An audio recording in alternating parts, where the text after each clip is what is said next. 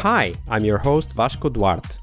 Welcome to the Scrum Master Toolbox podcast, where we share tips and tricks from Scrum Masters around the world.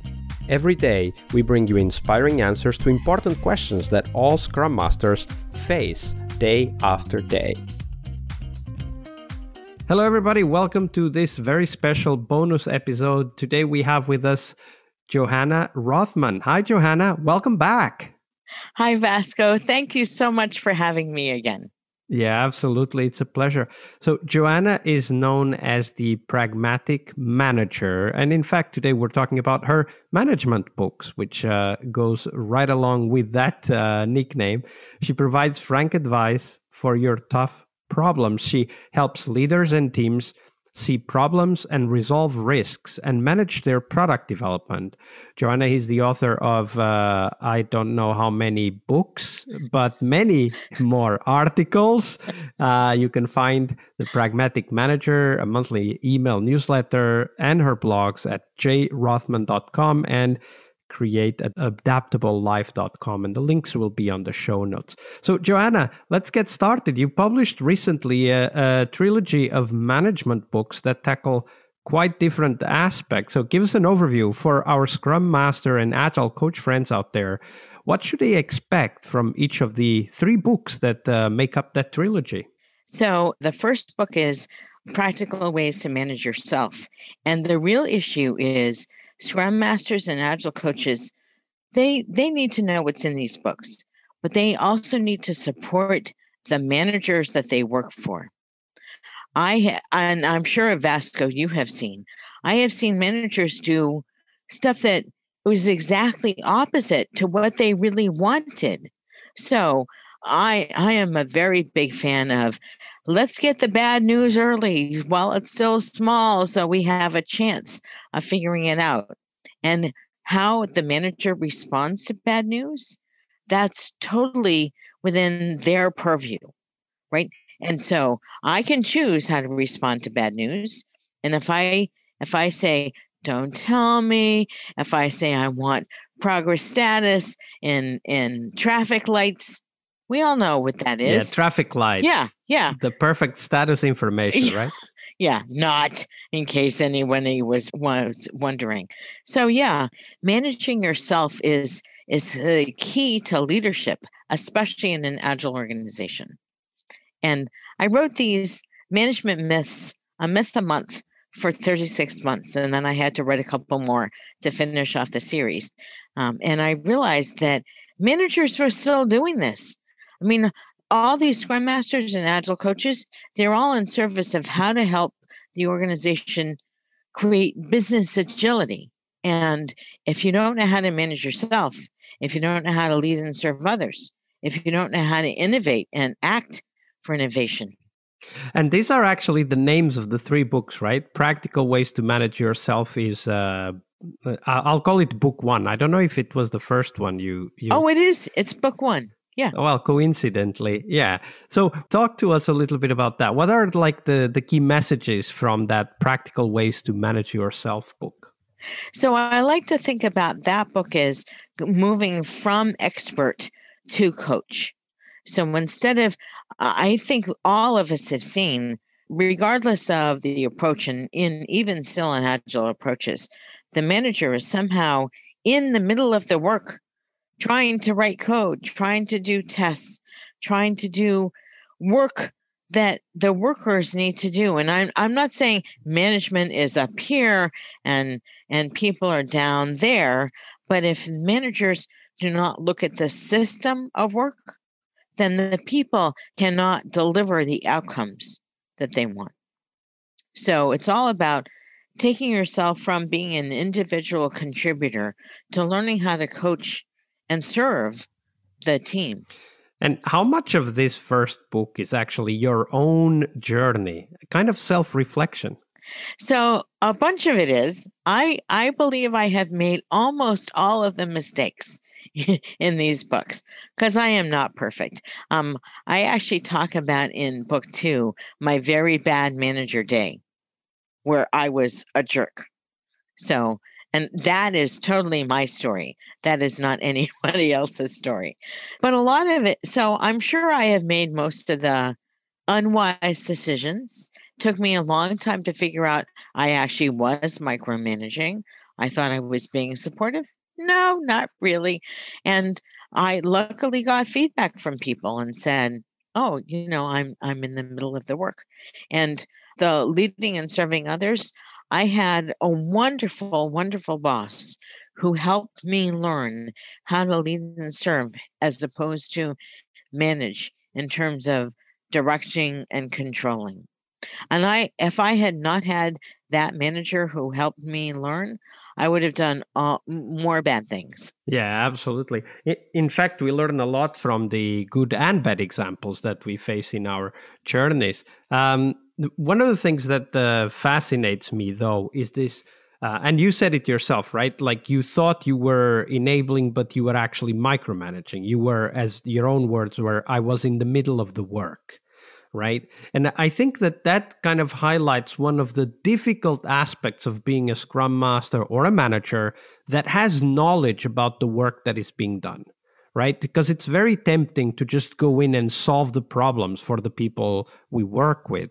So, what tips, what heuristics did you develop over the years to learn when you were, and I bet it happened to you, it happens to me still today, falling back to that micromanagement, being in the middle of the work approach?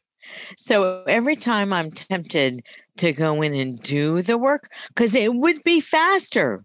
I totally admit it. It would be faster if I did it. I ask myself these questions. Am I paying somebody else to do this work? And the answer is almost always yes. Do I think that this person has the capability to do this work? The answer is almost always yes.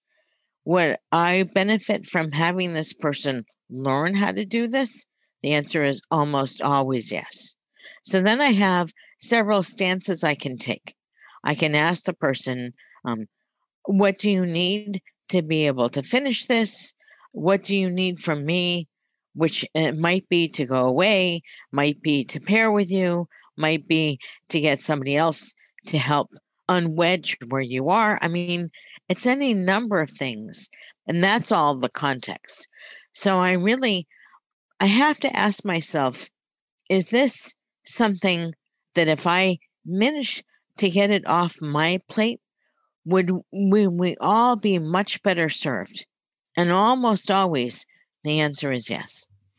When you think about this self-management book, the book one, as we called it a moment ago, Practical Ways to Manage Yourself, what was your goal with this book? I really wanted managers and leaders to learn how to see the system. Not so much, I mean, I suggest that they look at their own cycle time for their decisions, because the longer I take to make a decision, the more ripple effect that has on the organization. But I wanted them to be able to kind of see themselves, to hold up a mirror to themselves and say, could I be better at this thing? And only choose one thing for a while, right? You don't have to be best at everything. I am not best at everything. I am often much worse at some things. So choose one thing and say, where do I want to go with this? What would make a really good learning and self-coaching experience for me in this book? So it's a little bit like learning to manage our own performance. Not of course you called it the system, right? So not just the things we do, but also how we do them, how we interact. You talked about the cycle time for decision making, which is something that of course affects teams directly. So it's a little bit like self management of performance. Is that what you mean? Yeah, yeah. The whole notion of performance management is very loaded in the organization. And I do not recommend that we manage anybody's performance except for ourselves. And in fact, in the other two books, I say, stop doing the performance reviews, stop doing the engagement nonsense, stop doing the ranking and all that stuff. So, but we need feedback. We need to see, where are we succeeding and where are we not as successful? And then work on those things. A little bit like applying the agile mindset to ourselves, right? Seek feedback, learn, and improve. Yes, exactly. In this book, you also talk about a concept that I'd like to explore more. I think you've already kind of touched on it, but I want to dive a little bit more into that. And that's the concept of the player coach. What do you mean by that? And how can we benefit from that perspective as Scrum Masters? So I normally coach at the middle to senior manager level. And so the middle managers feel that they are responsible for many first level managers. And many of those middle managers think that the first level manager can also contribute technically on the team. That's the player coach model. I have not seen that work very well. Well, not once you're managing more than about 3 people. I think it's possible for up to 3 people, depending on how mature and technically mature the team is and all that stuff. But I just have not seen the player coach model work. And if you have somebody who is playing a technical role and trying to coach the team, either as a scrum master or as a coach or as a manager, then you get the worst of all possible worlds. You don't get enough technical contribution, and you don't get enough coaching or management or serving or whatever the leadership role is. And that's really a problem. So you have the worst of both. Yeah, absolutely. I start to think when you talked about that concept, I started to think about the manager that I had a long time ago. And I started to kind of relive some of the stories, some of the events that happened, which eventually shaped how I looked at the role of being a manager myself. And that was this idea that they want to participate in the work in some way, right? And there is a clear way in which they need to participate, which is, get the decisions made that allow the team to progress. There's even this book called The Progress Principle that talks about the role of managers as being, just help the team progress. That's the idea. But the thing that I saw, and I don't know if you saw the same dynamic, is that once the manager is managing, as you said, 3+ people, 10, 15, whatever, but not a very large number, but still managing more than 3, eventually they end up in this conundrum, because the only thing they can do that shows that they can do the work is to say no, right? It's like, could I take a day off because I would like to, visit my grandparents that are very old? No, it's the only answer that has power in the voice of that manager, right? Because saying yes is basically just allowing people to do whatever they want. And I showed an example that is kind of family related, but the same is true for technical decisions. We would like to have this database in the code base as the backend for our data. And the only power the manager has is to say no, right? And I don't know if that's what you meant, but when you talked about the player coach, the immediate idea that came to my mind is this managers that through their own willingness and maybe wanting to intervene, they become bottlenecks and obstacles for the progress of the teams that work for them. So I address who gets to make which decisions in both books 2 and 3. And who gets to make which decisions is really about power in the organization. And being able to say no to a team member and then feeling like you have to say yes to your managers, it's a position of no power. And the only power you have is to say no to the team. I just don't understand why managers would take that position. My experience, and I suspect yours, is that the team is the most capable of understanding which database, which tools, how they should proceed.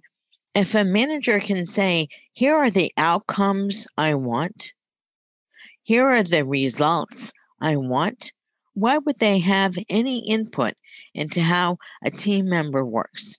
That's the micromanagement piece that's so important to eliminate in the organization. Yeah, absolutely. And this actually is a quite important tip for us as Scrum Masters because we work with these managers and we need to help them understand when they are crossing the line from being a helper to the team to becoming actually an obstacle to the team's progress. Yeah. No. Now, one of the underlying threads in the first two books is measuring time, assessing flow. You talk about measuring cycle time, about flow efficiency. What did you want to convey with these concepts and ideas?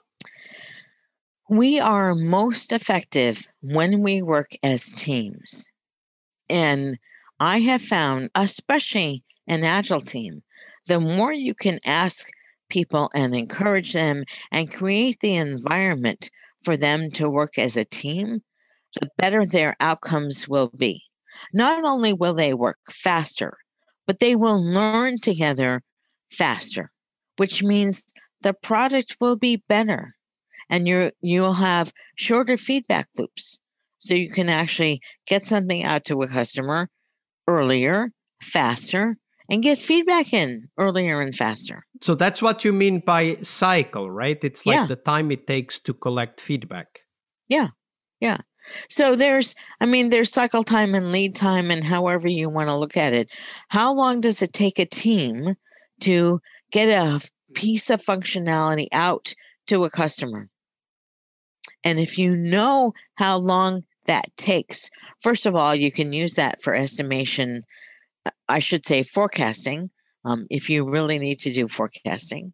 I have several clients who are insistent they need forecasts. That's a different conversation that we can have later.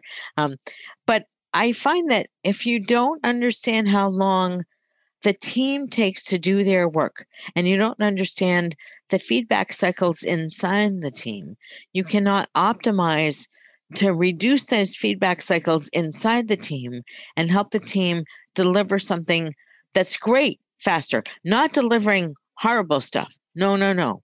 I mean, fully finished features that a customer can use. Yeah, absolutely. For me, this concept of the cycle is also important because it brings an aspect, I think we touched on it a little bit already. It brings the aspect in of repeatability, meaning that teams learn through repeating certain activities. The content of the work we do is new every time, new feature, new technology, new project, etc., etc. But the way we go about doing it is repeatable. And my own experience is that when we help teams do things in a repeatable way, or reliable, some would call it, but it's, a reliable release, for example, a reliable delivery, for example, that happens on a regular cadence, it's much easier to then help the team improve. Of course, because of the obvious aspect of feedback, but also because of the aspect of familiarity. Even teamwork works better once everybody knows what to do. They have some sort of routine that they follow. And I was just wondering if that's also part of what you mean, both for the manager and the teams that they support, that this concept of repeatability and measuring how long it takes to repeat the cycle is important. So you are smarter than I am, because I did not include that on purpose. I wish I had. But that's exactly what I see. I see that when teams learn how to work together, and I am a big fan of pairing and swarming and mobbing, with a slight preference to mobbing because we learn together in real time, then I find that the team uses those activities and that way of working to continue to learn and continue to deliver. So I find that there are a lot of people who think about discovery as separate from delivery. And I don't understand that, because the team has to learn how to discover what the customer needs and how to deliver what the customer needs. And I think you need to integrate those feedback cycles so that the same team can learn, because the team does very similar work as the learning for either delivering as a discovery piece or a delivery piece. And that familiarity with how we work together, where Johanna comes in every morning and she won't shut up because she's always saying good morning and how is everybody? And Vasco is much more introverted, and he takes a little smile, and eventually in chat he says, Johanna, I just got here. And Johanna says, oh yeah. So I don't know that you actually do that, Vasco, but I'm one of those people. I come into work, it's like I've had 14 shots of espresso. I'm kind of an Energizer bunny. So I'm totally obnoxious like that.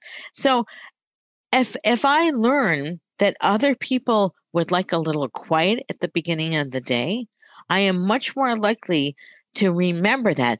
The more I work with them, I will learn that habit. And then everyone else will learn the habit that Johanna comes in like an Energizer bunny. And maybe if we give her 5 minutes to spout off everything she wants to say, maybe she will shut up after a while.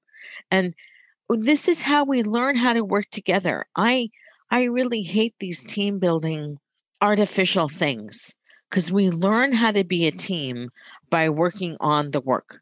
And we learn how to work on the work together. Really, that's how we learn how to work as a team. Absolutely. Now, on the third book, you talk more about the practical aspects of managing people. Mm-hmm. You talk about managing performance, managing salaries. Of course, there's a lot to unpack on that third book. What are some of the key lessons that you want to leave for our audience, especially for Scrum Masters, Agile coaches that are working with these managers, maybe helping them? So if you can help the managers define the why, what is the strategy? Why are we doing this product or service now? Why does this project or program or team exist? If we can start with the why and understand the purpose behind the work, we can often do something that's more useful than a whole lot of the, how can I say this, the planning nonsense I don't have much patience with. And that then, if you can start with the why, then you can, dare I say, attack all the bureaucracy that occurs in the organization. Because we have so much planning bureaucracy. I am always astonished by how much time people spend planning stuff that they have to change within the first week after they plan it. I never understand that. And not only that, but I also see the twin effect of whenever something goes wrong, another planning ceremony is added because something went wrong and we could have known in planning, right? Yeah, like we could. Yeah, I mean, the whole. I mean, if we could, we would have known, right? Right. It's all these unknowns that really make us not crazy, although I fully put up my hand to say I'm slightly crazy. But it's the unknowns that get us every single time. So I'm really hoping that book 3 will help people realize the fewer rules and policies and procedures they have, and the more guidelines and few constraints, that will really help people deliver meaningful work a whole lot faster. Focus on constraints indeed, and a few constraints, as you said. It kind of goes back to the origin of Agile. I remember reading the first book of Scrum, Agile Software Development with Scrum, the Little Black Book of Scrum by Schwaber and Beadle. And one of the things they said is that exactly that complex systems require very simple and very few rules, and they can still exhibit very adaptable behavior. But the moment you super constrain those systems, then they stop being adaptable. And the more policies and procedures, the less change you can have. So if you think about book 3 as rethinking change management to managing for change, right? To really embrace change, then you are a whole lot more adaptable and flexible and resilient in the organization. So, in my understanding, this trilogy can help us as Scrum Masters and Agile coaches to understand better how to help the managers, how to collaborate with the managers, especially because a lot of our work is about making alliances and sharing common goals, trying to achieve things together. What's your perspective on the role of this trilogy of books, specifically for Scrum Masters and Agile coaches? So I'm hoping that Scrum Masters and Agile coaches will take a look at these. And when a manager says, I must be in the middle of the work, or I must do a performance evaluation, or I must impose some kind of a restriction on how the people work or what they choose to do, then they can take out the options to consider at the end of every chapter and say, here, manager, maybe you have these options to consider. So I'm hoping that people actually read the questions and read the myths. I'm well aware that people will flip through the pages and find options to consider and just read that, which is fine with me. So I've included options to consider in every single chapter so that if you look at the question, these are questions I hear all the time. That's why I started each chapter with a question. Not because managers are stupid, bad, and wrong. Managers are ignorant. All they've seen is the bad management that they've seen so far. They don't know that there's another option. And Scrum Masters and Agile coaches are ideal change artists in the organization. So the more information they can bring, the more they have useful conversations, the more they can use their influence and have a little bit of change every single day. Change artists, I really like that word because it is an art, right? It's not a science. We need to live with it. We need to play with it and, of course, learn as we go. Yeah. Absolutely. It's been a great pleasure to have you on the show, Johanna, talking about these important lessons you've collected in these 3 books. If people want to find out more about you and the work that you're doing, where can they go? jrothman.com, JROTHMAN.com is the place. As we record this in November of 2020, the books are in final layout and indexing. So soon, I hope soon, they will be available everywhere. This book is a small project, and I have Murphy's Law has visited this small project in many, many ways, starting in early 2020 and then through so far where we are today. It's amazing how many delays I've had because thank God everybody is fine, but I got sick and then my editor got sick and then it's been crazy. Absolutely. We'll put the link to all of this in the show notes. When the show goes live, it's likely you have the books available. So definitely go out and check those books out. Johanna, it's been a pleasure. Thank you very much for your generosity with your time and your knowledge. Thank you so much, Vasco. I really had fun. We really hope you liked our show. And if you did, why not rate this podcast on Stitcher or iTunes? Share this podcast and let other Scrum Masters know about this valuable resource for their work. Remember that sharing is caring.